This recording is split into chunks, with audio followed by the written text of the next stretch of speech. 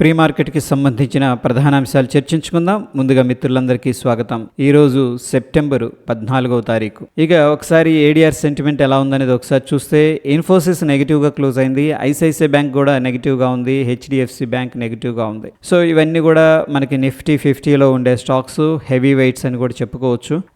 ఇక విప్రో అయితే పాజిటివ్గా ఉంది, దాని తర్వాత డాక్టర్ రెడ్డీస్ కూడా పాజిటివ్గా ఉంది. బిగ్గర్ సెన్స్ అనేది మనం తీసుకున్నట్లయితే ఈ యొక్క నిఫ్టీ 50కి సంబంధించిన స్టాకుల్లో అంత అగ్రెసివ్ బుల్లిష్నెస్ అయితే కనిపించట్లేదు. అదేవిధంగా ఇండియన్ ఇండిసెస్ ఎలా క్లోజ్ అయినాయి అనేది ఒకసారి చూస్తే పిఎస్సి బ్యాంక్లో చాలా పాజిటివ్ సెంటిమెంట్ అనేది కనిపిస్తుంది. ఇక్కడ ఫ్రెండ్స్ మనకి చాలా స్టాక్స్ అనేది 52 వీక్ హైలో ట్రేడ్ అవుతున్నాయి. సో పిఎస్యు బ్యాంక్లో ఆపర్చునిటీస్ అనేది కూడా మనం తీసుకోవచ్చు. ఎందుకంటే ఈ యొక్క బ్యాంక్ సెక్టర్ అనేది పిఎస్సి బ్యాంక్ ముఖ్యంగా ఏంటంటే చాలా రోజుల నుంచి బేస్ అనేది క్రియేట్ చేసినాయి అనమాట, కన్సోలిడేషన్ బేస్. అక్కడ నుంచి కూడా ర్యాలీ అయితే స్టార్ట్ చేస్తున్నాయి. మొమెంటం అయితే వీటిలో కనిపించే అవకాశం ఉంది. అదేవిధంగా Nifty media, energy, bank, commodities, pharma, reality, mid cap, infrastructure, metal, financial services, Nifty 50 and of course Nifty service sector, Nifty FMCG అన్ని కూడా పాజిటివ్గా అయితే క్లోజ్ అయినాయి. ఇక నిఫ్టీ ఐటీలో మనకి ఏంటంటే కొంత వీక్నెస్ అనేది కనిపించింది. సో దీన్ని మనం ప్రాఫిట్ బుకింగ్ అని చెప్పేసి చెప్పుకోవచ్చు. ఓవరాల్ పిక్చర్ బ్రాడర్ సెన్స్ అనేది తీసుకుంటే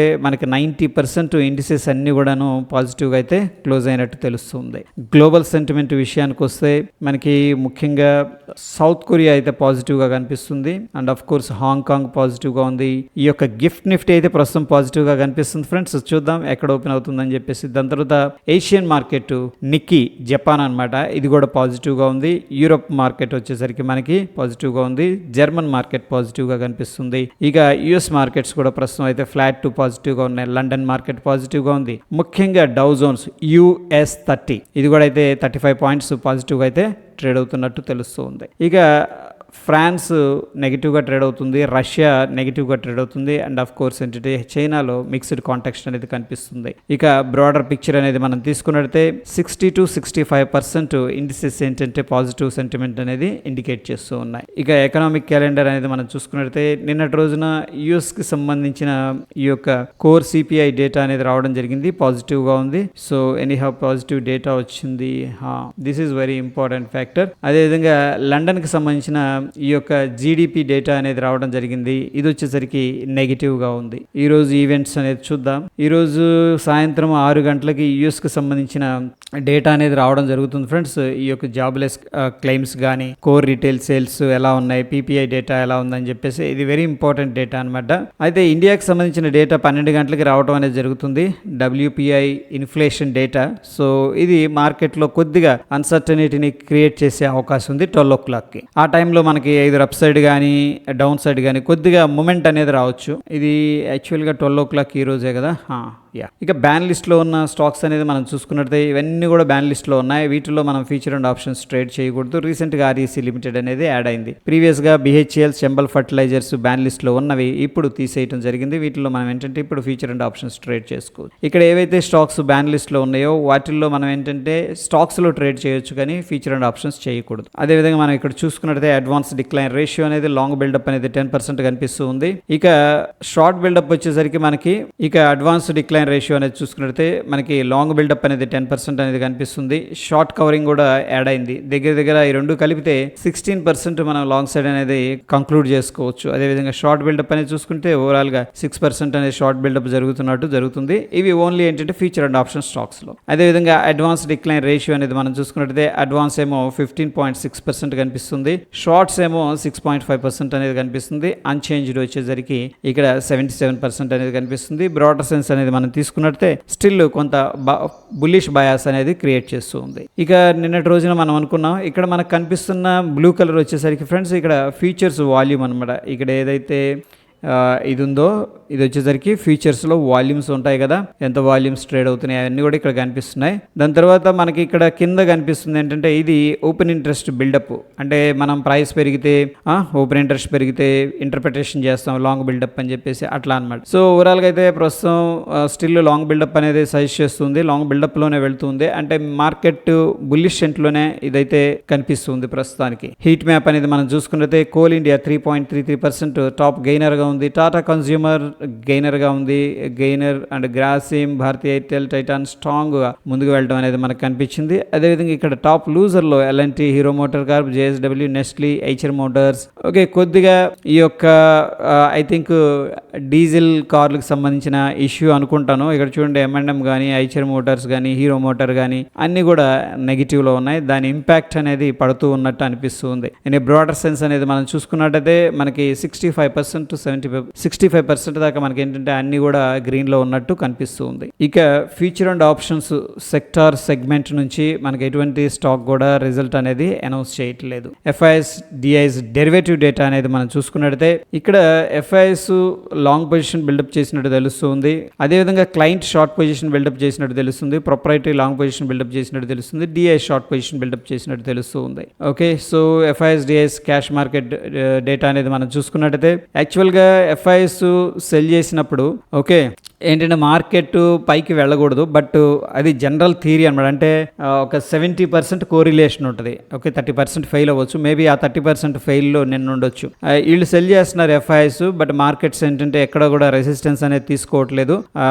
మనకి 46,000 దగ్గర ఐ థింక్ బ్యాంక్ నిఫ్టీ అనేది ప్రస్తుతం అయితే హాల్ట్ తీసుకుంది. అగైన్ ఏంటంటే వీళ్ళు మళ్ళీ నిన్నటి రోజున కూడా సెల్లింగ్ అనేది చేశారు, 1631 కోట్లు. అదేవిధంగా డిఐఎస్ అనేది మనం చూసుకున్నట్టయితే 850 కోట్లు బై చేసినట్టు తెలుస్తుంది. నెట్ టు నెట్ మనం చూస్తే 781 కోట్లు క్యాష్ మార్కెట్లో ఇన్వెస్ట్మెంట్ జరిగినట్టు తెలుస్తుంది. సో ఎఫ్ఐఎస్ వీళ్ళ యొక్క కోరిలేషన్ అనేది కొద్దిగా దెబ్బతింటూ ఉంది. ఇక్కడ చూడండి ఎఫ్ఐఎస్ కంటిన్యూస్గా సెల్ చేస్తూ వస్తున్నారు, బట్ ఈ యొక్క నిఫ్టీ స్ట్రాంగ్గా పైకి వెళ్తూ ఉంది. ప్రీవియస్గా ఎలా ఉండేదంటే ఈ ఎఫ్ఐఎస్ సెల్ చేశారంటే మార్కెట్లో కొంత ప్రెషర్ అనేది కనిపించేది. అట్లీస్ట్ ఏంటంటే ఇంట్రాడేలో అయినా ఒక లెవెల్ నుంచి వెళ్ళేది కాదు, రిటర్న్ అన్న తీసుకునేది. బట్ రీసెంట్గా ఏంటంటే రిటైలర్స్ పవర్ అనేది ఇంక్రీజ్ అయింది. సో వీళ్ళ యొక్క ఇన్ఫ్లుయెన్స్ అనేది తగ్గింది. వీళ్ళు ఎప్పుడైతే సెల్లింగ్ చేస్తున్నారో ఎఫ్ఐఎస్, డిఐఎస్ ఏంటంటే డిఐఎస్ కావచ్చు, రిటైలర్స్ కావచ్చు స్ట్రాంగ్గా బయింగ్ అనేది చేస్తున్నట్టు క్లియర్గా మనకు కనిపిస్తూ ఉంది. ఇక ఓపెన్ ఇంట్రెస్ట్ డేటా అనేది ఒకసారి బ్రాడర్ సెన్స్ అనేది తీసుకున్నట్టయితే ఈ యొక్క నిఫ్టీలో ఈరోజు ఎక్స్పైరీ ఉంది ఫ్రెండ్స్. సో ప్రస్తుతానికి ఏంటంటే మనకి బుల్లిష్ వ్యూలో పొజిషన్స్ క్రియేట్ చేసినట్టు తెలుస్తుంది ఓవరాల్గా. అదేవిధంగా మనకి స్ట్రాంగ్ సపోర్ట్ వచ్చేసరికి 20,000 దగ్గర కనిపిస్తుంది. స్ట్రాంగ్ రెసిస్టెన్స్ వచ్చేసరికి 20,100 అండ్ ఆఫ్ కోర్స్ 20,200 అనేది మనం కన్సిడర్ చేసుకోవచ్చు స్ట్రాంగ్ రెసిస్టెన్స్ లెవెల్స్. ఇక బ్యాంక్ నిఫ్టీ విషయానికి వస్తే దీంట్లో స్ట్రాంగ్ బుల్లిష్ పొజిషన్స్ అనేది క్రియేట్ చేశారు. ఇది బ్యాంక్ నిఫ్టీ September 13 ఎక్స్పైర్ అయింది. బ్యాంక్ నిఫ్టీ మనం చూసుకున్నట్టయితే ఇక్కడ బుల్లిష్ పొజిషన్స్ అయితే క్రియేట్ చేసినట్టు తెలుస్తుంది. మనకున్న స్ట్రాంగ్ సపోర్ట్ 45,500. అదేవిధంగా స్ట్రాంగ్ రెసిస్టెన్స్ అని చెప్పలేం కానీ ప్రస్తుతం అయితే రెసిస్టెన్స్ 46,000 దగ్గర కనిపిస్తూ ఉంది. ఫిన్ నిఫ్టీ విషయానికి వస్తే మనకి September 18th ఎక్స్పైరీ అనేది ఉంది. 20,300 అనేది మనకున్న స్ట్రాంగ్ సపోర్టు. అదేవిధంగా ఇక్కడ 20,500 అనే స్ట్రాంగ్ రెసిస్టెన్స్ అనేది కనిపిస్తుంది. దీంట్లో కూడా ఓవరాల్గా ఎక్కువ మంది పుట్సే సెల్ చేశారు, మార్కెట్ని బుల్లిష్ వ్యూలో చూస్తున్నట్టు తెలుస్తూ ఉంది. ఇక మిడ్ క్యాప్ విషయానికి వస్తే మనకి September 18th ఎక్స్పైరీ ఉంది. 9,000 కాలు పుట్ అనేది ఎక్కువగా సెల్ చేస్తున్నారు. అదేవిధంగా 8,900 దగ్గర ఎక్కువగా సపోర్ట్ అయితే ఉంది ఫ్రెండ్స్. 9,100 కంటే కూడా 9,200 దగ్గర స్ట్రాంగ్ రెసిస్టెన్స్ కనిపిస్తుంది. దీన్ని కూడా ఏంటంటే మార్కెట్లో బుల్లిష్ వ్యూతో పొజిషన్ అనేది క్రియేట్ చేసినట్టు తెలుస్తూ ఉంది. ఇక ఇండియా విక్స్ బెంచ్ మార్క్ అయితే ప్రస్తుతం అయితే బ్రేక్ అవ్వలేదు, బట్ ఇక మనం చూసుకున్నట్టయితే 1.18% పాజిటివ్గా అయితే క్లోజ్ అయింది. సో ఈ యొక్క ఆప్షన్ ప్రీమియమ్స్ అయితే ఇన్ఫ్లేషన్ జరుగుతున్నట్టు క్లియర్గా మనకు తెలుస్తుంది. ప్రస్తుతానికి ఏంటంటే స్లోగా అయితే రైజ్ అవుతుంది, సో అది గమనించాలి. దాని తర్వాత మనకి ఇక్కడ నిన్నటి రోజున మనం ఏమనుకున్నాడు, కొద్దిగా వీక్ అవుతున్నట్టు అనిపిస్తుంది. ఇండెసిషన్ రిట్రేస్ తీసుకున్నాడు డౌ జోన్స్. దాని తర్వాత మనం చూసుకున్నట్టయితే ఇండెసిషన్ అక్కడ నుంచి కూడా కొద్దిగా స్లోగా సెల్లింగ్ ప్రెషర్ అయితే కనిపిస్తుంది. బట్ ఎనీ హౌ ఏంటంటే ఇదంతా కూడా ఇండెసిషన్ అని చెప్పేసి చెప్పుకోవచ్చు. ప్రస్తుతం మనం ఇక్కడ డేటా అనేది చూసుకున్నట్టయితే 19 పాయింట్లు పాజిటివ్గా అయితే కనిపిస్తుంది. ఒకసారి రీలోడ్ అనేది చేద్దాం ఫ్రెండ్స్, ఓకేనా? ఎందుకంటే ఒకసారి గిఫ్ట్ నిఫ్టీ అప్డేట్ అవ్వట్లేదు, రీలోడ్ చేద్దాం. US30 ఇక్కడ ప్రస్తుతం అయితే మనకి ఇన్సైడ్ క్యాండిల్ అనేది కనిపిస్తుంది. సో ప్రస్తుతానికి మనకి 20 పాయింట్స్ పాజిటివ్గా అయితే డౌ జోన్స్ కనిపిస్తుంది.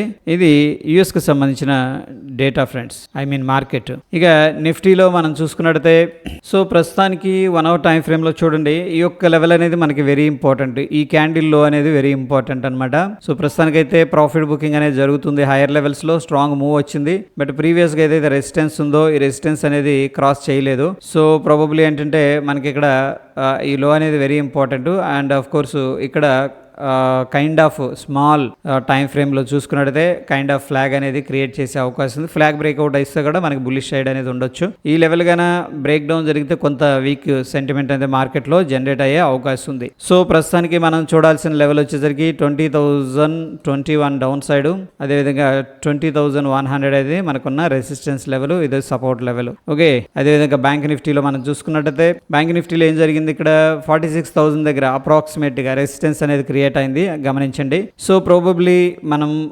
మార్కెట్ ఎలా ఉండొచ్చు అంటే బులిష్ లో ఉంది కాబట్టి డిప్ అయినాక మళ్ళీ ఈ లెవెల్కి తీసుకొచ్చి ప్రాఫిట్ బుకింగ్ అలా చేసుకునే స్కోప్ ఉందన్నమాట, ఒక ఛాన్స్ ఉంది. ఓకే, చూద్దాం.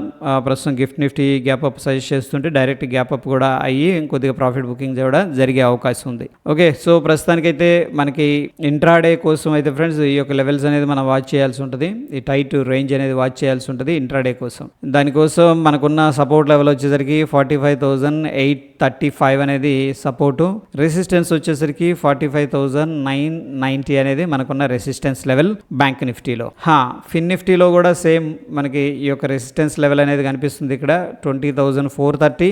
ఓకే, అదేవిధంగా సపోర్ట్ వచ్చేసరికి 20,321 అనేది క్లియర్గా కనిపిస్తూ ఉంది. ఇక మిడ్ క్యాప్లో స్ట్రాంగ్ ర్యాలీ అనేది ఉంది. అన్లెస్ అంటిల్ ఏంటంటే ఈ లెవెల్ బ్రేక్ అవ్వనంత కాలం ఏంటంటే మనం సెల్ ఆన్ రైజ్ అనేది ఫాలో అవ్వచ్చు. బట్ మేబీ నేను అనుకోవడం ఒక కన్సోలిడేషన్ తీసుకుంటుందేమో అని చెప్పేసి అనుకుంటున్నాను. That is what I'm expecting. ఇక్కడ రెసిస్టెన్స్ వచ్చేసరికి 9,078. అదేవిధంగా ఫ్రెండ్స్ ఈ యొక్క లెవెల్ అనేది వాచ్ చేయండి, ఎందుకంటే ఇక్కడ నుంచి రిజెక్షన్ జరిగింది. ఒకవేళ మార్కెట్ గానే వచ్చిందంటే అంటే షార్ట్ టర్మ్ కోసం ఈ లెవెల్స్ అన్ని కూడాను. సో దానికోసం ఒకసారి మార్క్ చేస్తున్నాను. ఈ యొక్క లెవెల్ దగ్గర కొద్దిగా రిజెక్షన్ కనిపించింది. సపోర్ట్ విషయానికి వచ్చేసరికి 8,952 అనేది మనకి సపోర్ట్ అనమాట ఈ లెవెల్ అనేది. దాని తర్వాత రెసిస్టెన్స్ 9,078. ఓకే ఫ్రెండ్స్, అయితే ఈ రోజు నిఫ్టీ అనేది ఎక్స్పైరీ ఉంది. డైలీ టైం ఫ్రేమ్ లో ఒకసారి చూద్దాం. సో ప్రాబబ్లీ ఏంటంటే సైడ్ వేస్ ఉంటది జనరల్ గా ఎక్స్పైరీ రోజు. సో దాన్ని కూడా దృష్టిలో పెట్టుకుందాం మనం. సో ఒకవేళ మనం స్ట్రాంగ్ గా ఉంది, దీనికోసం 20,100 కదా చూడండి, ఇక్కడ 20,200 లెవెల్స్ దగ్గర మనం ఏంటంటే ఇనిషియల్ గా స్ప్రెడ్ అనేది తీసుకుందాం, ఐ మీన్ స్ట్రాంగిల్ అనేది తీసుకుందాం. ఇక్కడ వచ్చేసరికి 19,900 ఉంది కదా, ప్రస్తుతానికి ఏంటంటే మనం 19,800. ఇది మెయిన్ రేంజ్ అనమాట. ఓకే, సో ఈ రేంజ్ ని బేస్ చేసుకొని మనం ఆప్షన్స్ ట్రేడింగ్ అనేది ప్లాన్ చేసుకోవచ్చు. ఎస్పెషల్లీ ఆప్షన్ సెల్లింగ్ చేయాలంటే ఈ రేంజ్ అనేది మనకి very very important. 20,200 down side వచ్చేసరికి 19,800 అనమాట. ఇక గిఫ్ట్ నిఫ్టీ విషయానికి వస్తే ప్రస్తుతం అయితే పాజిటివ్గా ట్రేడ్ అవుతుంది. అండ్ ప్రీవియస్గా ఏదైతే రెసిస్టెన్స్ ఉందో ఈ యొక్క రెసిస్టెన్స్ అనేది చక్కగా బ్రేక్అవుట్ అయింది. సో ప్రస్తుతం అయితే మనకి 47 పాయింట్లు పాజిటివ్గా ట్రేడ్ అవుతున్నట్టు తెలుస్తుంది. అదేవిధంగా ఇది క్లోజ్ అయింది చూస్తే 20,185 దగ్గర గిఫ్ట్ నిఫ్టీ ఉంది. ప్రస్తుతం మన నిఫ్టీ వచ్చేసరికి 20,070 దగ్గర ఉంది ఫ్రెండ్స్. దగ్గర మనకి 100 పాయింట్స్ డిఫరెన్స్ అనేది కనిపిస్తుంది పాజిటివ్గా. So based on the gift Nifty ప్రస్తుతం ఉన్న ప్రైస్ ప్రకారం మనం ఏంటంటే గ్యాప్ అప్ ఓపెనింగ్ అనేది చూడొచ్చు. ఇక టెక్నికల్ సమరీ అనేది మనం చూసుకున్నట్టయితే నిఫ్టీ బ్యాంకులో స్ట్రాంగ్ బై అనేది సజెస్ట్ చేస్తుంది. అదేవిధంగా మన నిఫ్టీ 50లో స్ట్రాంగ్ బై అనేది సజెస్ట్ చేస్తుంది based on the oscillator and indicators. ఎటువంటి క్రిటికల్ అప్డేట్స్ ఉన్నా సరే మన టెలిగ్రామ్ ద్వారా అప్డేట్ చేస్తాను ఫ్రెండ్స్. అది ప్రీ మార్కెట్ సంబంధించిన ప్రధాన అంశాలు. మరొక ఎపిసోడ్లో మళ్ళీ కలుసుకుందాం. Stay tune. ధన్యవాదాలు.